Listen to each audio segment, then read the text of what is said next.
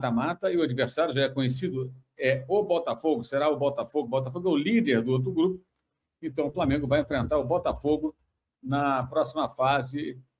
O Flamengo venceu por 7-1. Ainda conseguiu tomar um gol do Sampaio Corrêa, tomou dois, né? Um foi anulado por impedimento, depois um no final do primeiro tempo. Mas consegue aí uma vitória expressiva, né? Sobre uma equipe muito frágil. O que eu acho? Neste momento, eu acho o Botafogo favorito. Claro que o Flamengo, se conseguir recuperar alguns de seus titulares jogando bem, caso do Arrascaeta, por exemplo. Jorginho já sabemos, né? Você pelo menos... Uma goleada contra o Sampaio Corrêa para o atual time principal do Flamengo não tem peso nenhum. Só que nessa situação, eu acho muito importante uma goleada do Flamengo para que motive esse time novamente. O Flamengo... Tranquilo para o Paquetá desenvolver o seu jogo, desfilar o seu talento. E o terceiro aspecto é que, à medida que os jogos vão passando, a tendência é que ele adquira já esse entrosamento com seus companheiros. Salve, salve, nação! Vambora com mais um vídeo aí falando sobre o Flamengo aí. O Flamengo vence o Sampaio Corrêa, né? Por 7-1, né? A maior goleada do Flamengo em 2026, né? Ano passado foi uma superior ainda, foi 8-0 no Vitória pelo Brasileirão.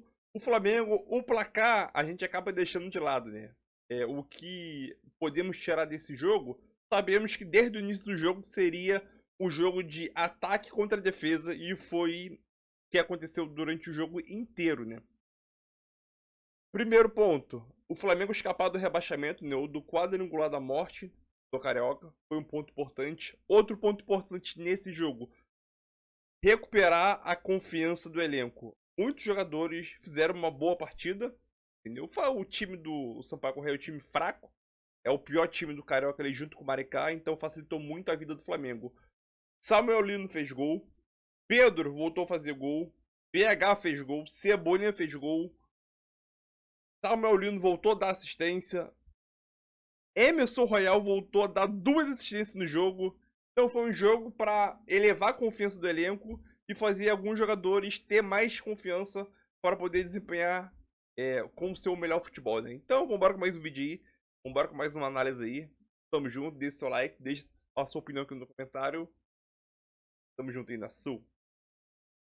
Estadual do Rio de Janeiro. O Flamengo segue na disputa. O Flamengo vai jogar o mata-mata e o adversário já é conhecido, é o Botafogo, será o Botafogo. O Botafogo é o líder do outro grupo, então o Flamengo vai enfrentar o Botafogo na próxima fase de quartas de final do Campeonato Estadual do Rio de Janeiro. Então o Flamengo segue, não vai jogar Torneio da Morte, não vai passar por esse fechame, embora tenha feito um esforço danado para passar por esse papelão, né? E vai jogar contra o Botafogo, possivelmente sábado de Carnaval. Vamos aqui aguardar agora que seja confirmada aí a data desse confronto pela Federação Estadual do Rio de Janeiro. O Flamengo venceu por 7-1. Ainda conseguiu tomar um gol do Sampaio Corrêa, tomou dois, né? Um foi anulado por impedimento, depois um no final do primeiro tempo. Mas consegue aí uma vitória expressiva, né? Sobre uma equipe muito frágil, uma equipe muito modesta, e com isso o Flamengo segue vivo na competição. Pode ser tricampeão, né, do Rio de Janeiro. Foi campeão com o Tite em 2024, foi campeão com o Felipe Luiz no ano passado, e pode ser campeão de novo com o Felipe Luiz, novamente, se conseguir avançar nesse ano. Mas agora é um ano um pouco diferente. Tanto o Flamengo quanto o Botafogo terão aí que pensar muito no que vão fazer, porque o Botafogo, além do brasileiro, que preocupa, evidentemente, né? O Flamengo tem a Recopa, o Botafogo tem uns jogos em Potosí pela Libertadores da América em sua fase preliminar. O Botafogo tem compromissos importantes para chegar à fase de grupos, então também não pode titubear, não pode vacilar, não pode hesitar. O Botafogo precisa também administrar a sua rotina de jogos que terá nessas próximas semanas. Então é uma situação diferente, porque o brasileiro começou mais cedo e os clubes não têm apenas o campeonato estadual na sua agenda, no seu roteiro, nos seus compromissos. Vamos conversar com você na próxima hora, pelo menos aqui. Pequena pausa aí, falar sobre o Paquetá. O Paquetá, ele jogou na seleção brasileira, tem Copa do Mundo numa função de segundo volante. Ele pode jogar ali. Ele teve um grande momento no West Ham, quando ganhou a Conference League, jogando pela ponta esquerda. Acho que ele vai ser realmente o cara do lado direito, onde ele jogou no segundo tempo, depois das trocas iniciais do Felipe, onde vinha jogando o Carrascal. Mas ele pode jogar por ali, onde atuou. Nessa ausência do Jorginho por um período, é possível até que ele seja o cara para atuar naquela função. Não dá para a gente descartar essa possibilidade, não. Acho que é possível, sim, que o Paquetá atue como um volante, né, como um segundo volante, durante esse período em que o Jorginho ficará fora. Não sabemos exatamente qual é. A Flávia Martins Moretti manda o Pix para a gente aqui e fala: voltando do Maraca com o Caçula, qual o ponto alto na sua opinião, apesar do adversário? O ponto alto hoje foi que o time marcou alto, o time marcou, pressionou, o adversário muito fraco, mas o time pressionou, voltou a ser pressionante, como ele gosta de dizer, o próprio Felipe recuperando a bola, querendo seguir as situações. Foi bom ver o Samuel Lino jogando bem à vontade. É um jogo contra um time fraco, é bom para ganhar confiança. Royal deu 2 assistências, Lino deu 2 assistências, fez um gol. Então, acho que tudo isso foi positivo. Ele aproveitou a carne assada que encontrou e temperou bem e saboreou com gosto. Acho que isso foi bom para dar confiança a alguns jogadores. E a classificação veio. Agora a questão é ser maduro na hora de enfrentar os adversários que virão. No caso, o Botafogo, o primeiro adversário que o Flamengo terá pela frente nesse Campeonato do Rio de Janeiro. Eu vou elogiando a atuação do Everton Araújo. Ele está ganhando muita confiança, né? A torcida está confiando cada vez mais no garoto. O garoto tem potencial. Errou muito no começo, as críticas não foram injustas, foram pertinentes. Ele andou falhando demais no começo, errando, vai ser criticado. Não tem jeito, né? São críticas pontuais, não significa que vai desqualificar o jogador.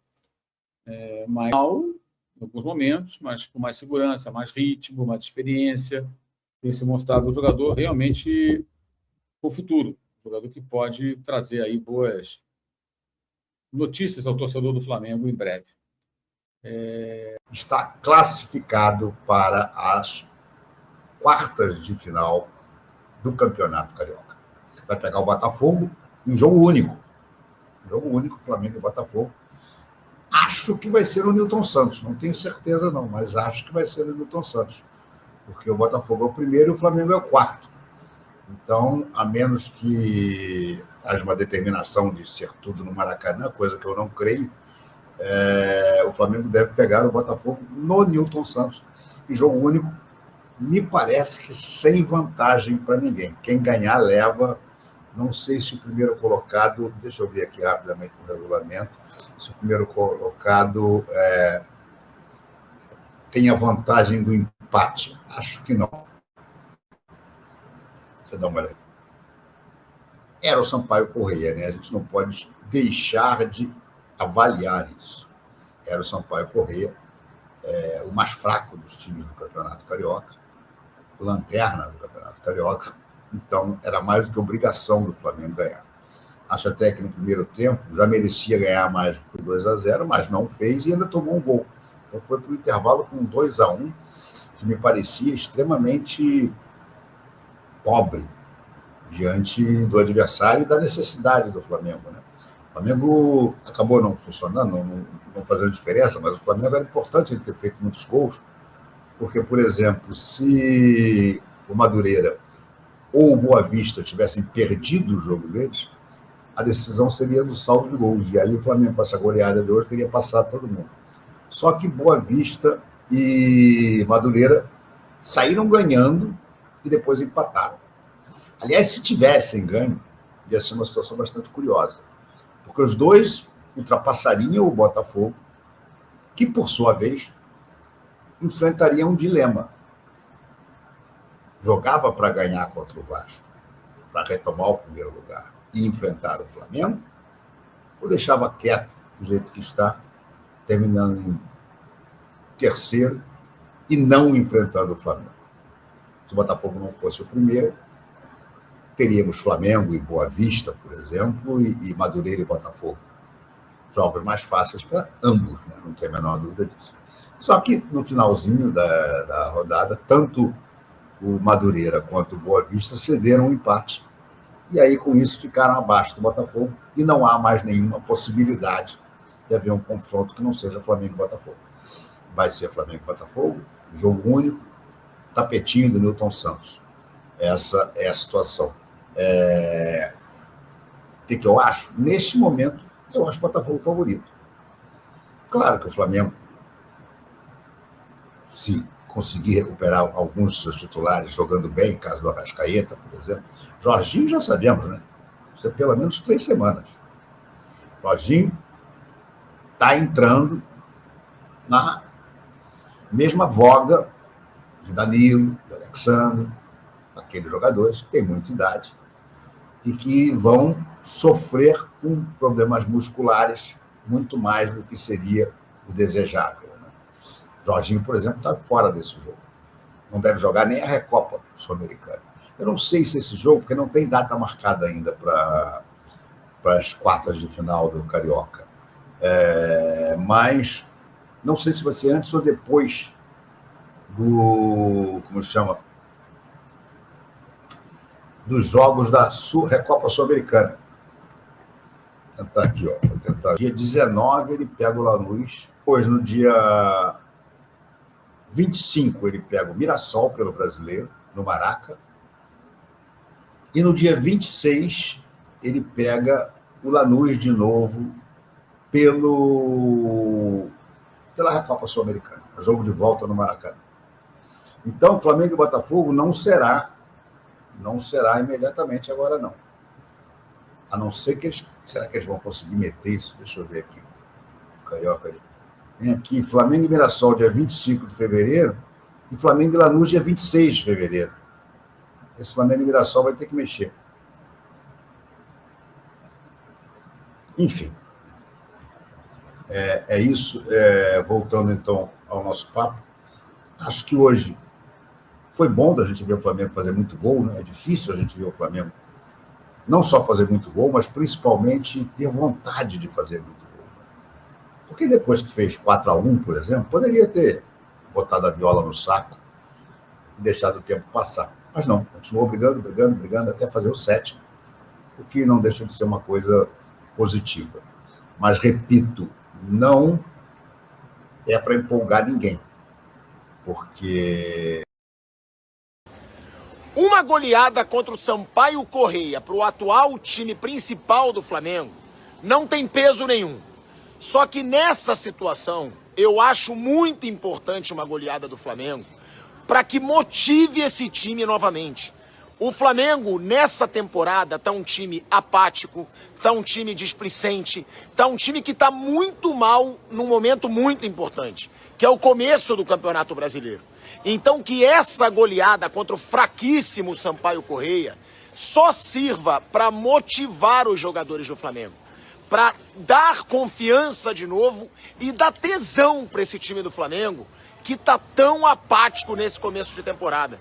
Então a única importância desse resultado, claro, é evitar um rebaixamento no Campeonato Carioca.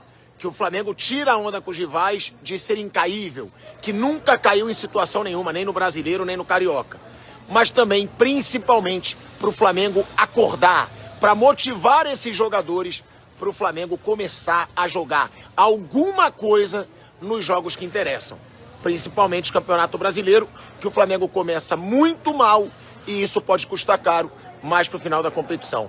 Então, importância desse jogo, dá fim aí a chance de rebaixamento, e, claro, ver se o Flamengo acorda, se toma vergonha e começa a jogar perto do que jogou na temporada passada.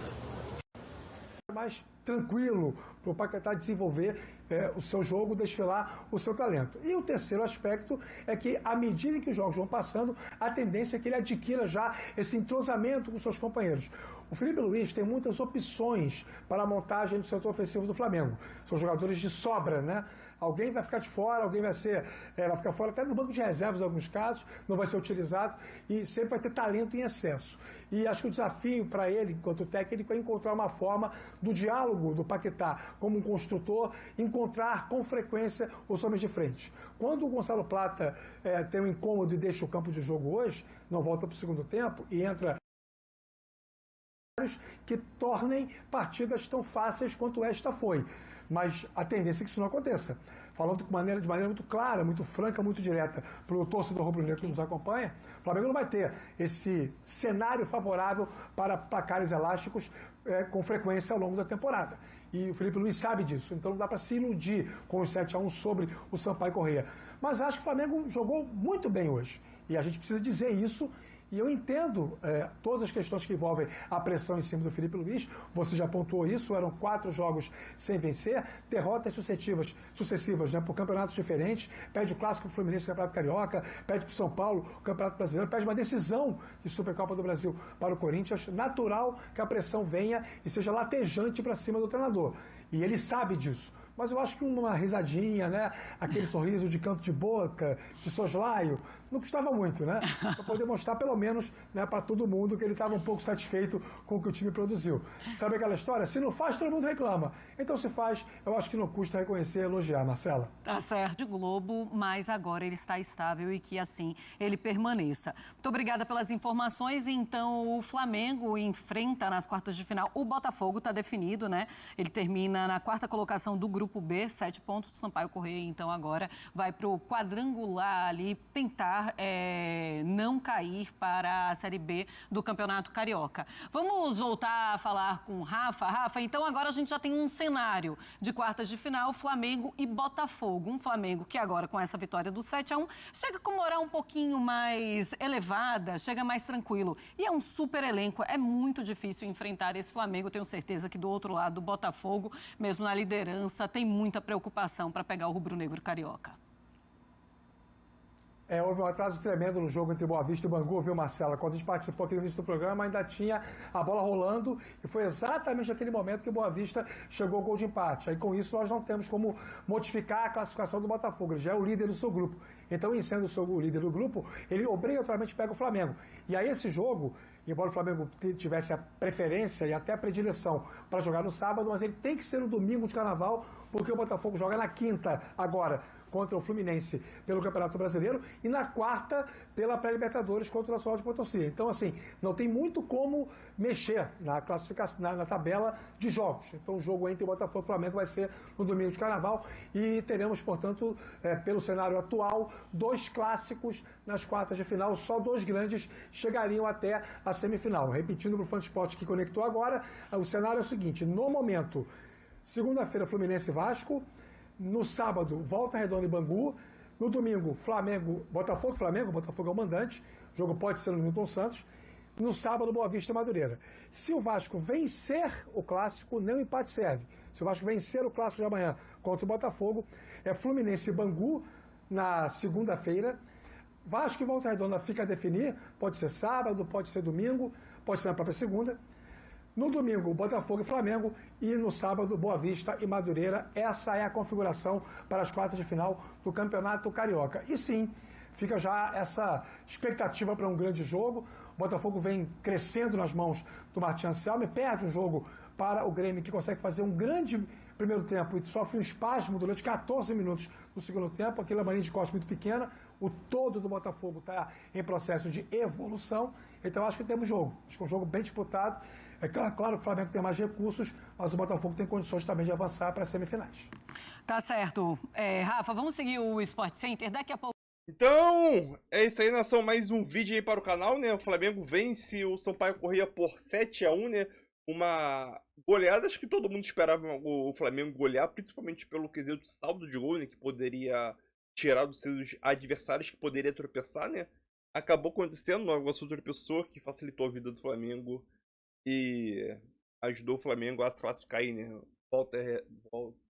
Boa Vista e Madureira, né? Acabaram empatando esses jogos e ficaram à frente do Flamengo. E o Flamengo vai enfrentar no domingo de carnaval, né? Como o Rafa Marques falou aí, vai enfrentar o Botafogo pelo jogo único, quartas de finais do Carioca, jogo único. Quem vencer avança para a semifinal, que são 2 jogos ida e volta.